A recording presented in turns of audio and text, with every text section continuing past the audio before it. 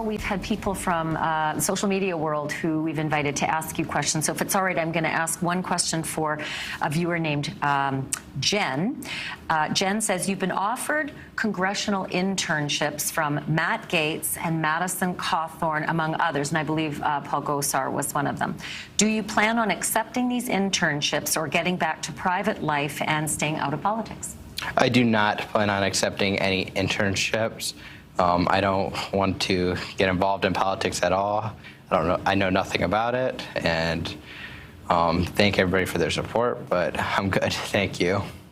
So no interest in carrying the banner for anyone in this highly polarized situation you've found yourself in? No, I don't have any interest in that because, to me, this case is about the right to self-defense, not where you fall left or right. But you know that loads of people have sort of put you up there as a reason for or against their cause. Yeah, which I don't agree with because I didn't want to be used. I'm not a cause person. I'm just a person who is attacked and defended myself. Have you become a pawn, though, do you think? I believe Lynnwood and John Pierce used me for their own pawn. That's part of the reason why I fired them. To be clear, Lynnwood and John Pierce were your first attorneys. Correct. In your case. So walk me through a little bit. I think people hear the name and then they hear the controversy, but they don't know the whole story. So what, in a nutshell, is the whole story with those first two attorneys? All right, so Lynnwood and John Pierce on August 27th became counsel, and they started raising money, and they raised over $2 million before September 5th of 2020, and they wanted to fight extradition with a militia argument, which I didn't even know what a militia was until November 20th when I got bailed out. But they went on to say that I was in an unorganized militia, which is just not true, and they didn't respect my wishes, and they kept me away from my family for 87 days, and I thank them for raising the money, but I could have been bailed out a lot sooner in September if they hadn't kept me in jail. When and how did you find out that they had raised enough money for your bail and still weren't posting it?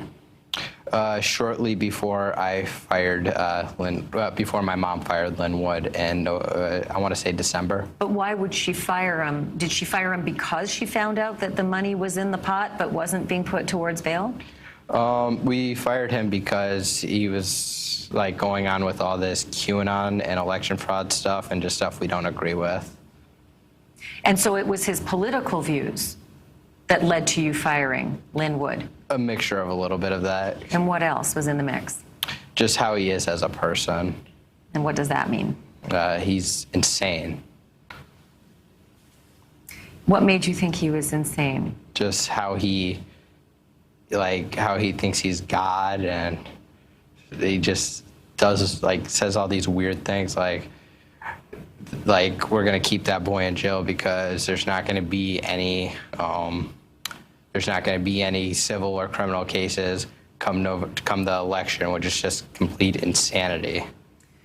So you fired him and got a hold of the money that was raised and bailed out.